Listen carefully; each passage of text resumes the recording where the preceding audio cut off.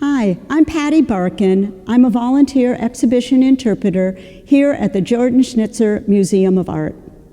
I'm standing in the Chinese gallery. It's called the Soaring Gallery, and it's been recently reinstalled with myriad treasures from our collection of Chinese art. Myriad means sculptures, tapestries, paintings, things that are old, things that are new. There's many, many different items on display, and you'll get to see the full gallery before we close today. I want you to take a closer look at the painting behind me. It was done by Hung Lu, a Chinese-American artist. She was born in China in 1948, and she later moved to the United States to get a Master's of Fine Arts degree at the University of California in San Diego. So what do you think is going on in this contemporary painting by Hung Lu? If you're in class and you can share your ideas with your classmates, we'll pause and you can do that now. If you are learning remotely, I would like for you to take a pen and paper and write down 3 or 4 sentences of what you see in this painting. We'll pause now to give you time to respond.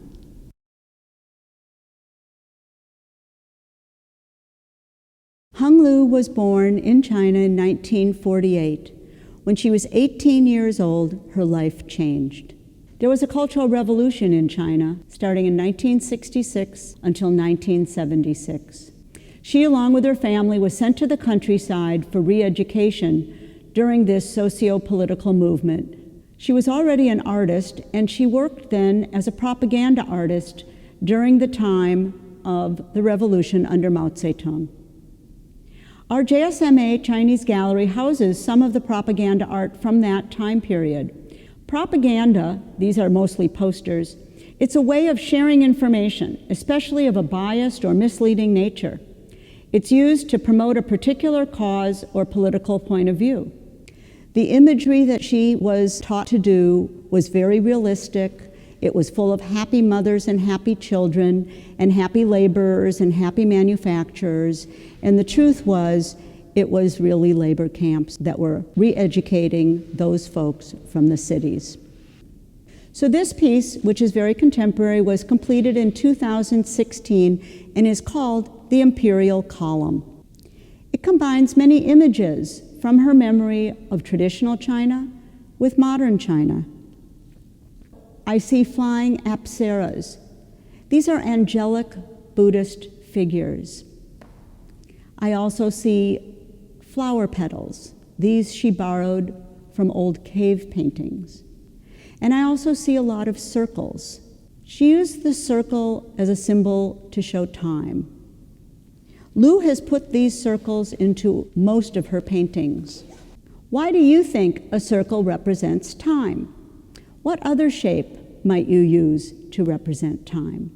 Draw your shape and explain why you chose it in 2 or 3 sentences. We'll pause now and give you time to respond.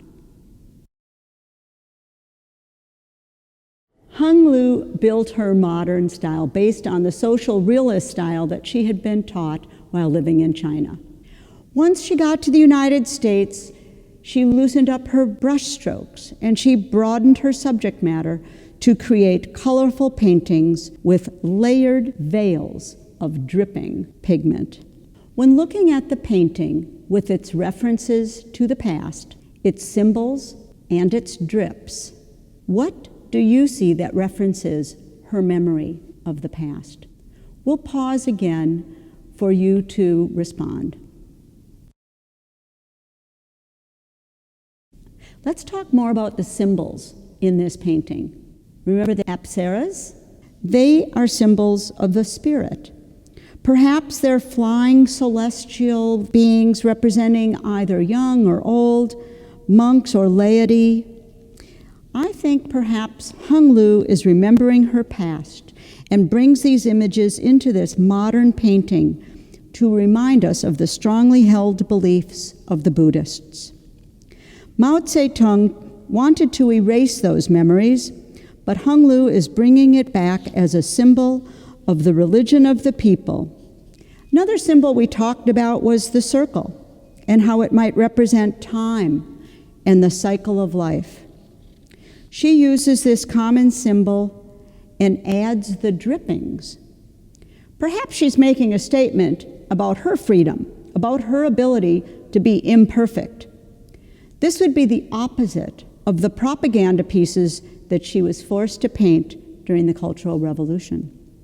The column itself is another symbol of the past, but holding on to it and holding on to those memories. What else do you see that are symbols of freedom? For our closing activity, I want you to take your paints or crayons or markers and draw or paint symbols of freedom. To make it a multimedia project, you might layer on things from nature or cut out items and add them to your piece. Thanks for coming on our virtual tour of the JSMA. Remember to take time to finish your art project about symbols. And I hope to see you back at the museum soon.